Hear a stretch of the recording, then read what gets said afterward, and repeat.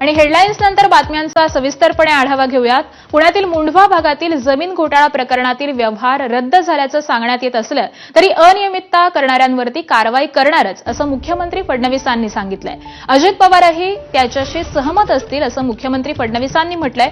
चौकशी दरम्यान कोणाची नावं आली, त्यांचा संबंध आला तरी कारवाई होईल असं मुख्यमंत्री फडणवीसांनी सांगितलेलं आहे।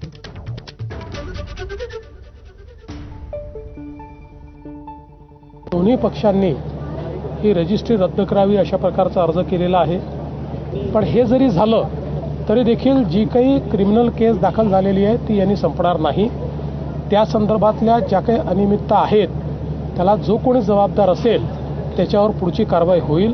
माझ्या या मताशी श्रीमान उपमुख्यमंत्री अजितदादा पवारही या ठिकाणी पूर्णपणे सहमत असतील की या अहवालामध्ये कोणीही दोषी आढळला तरी त्याच्यावर कारवाई होईल।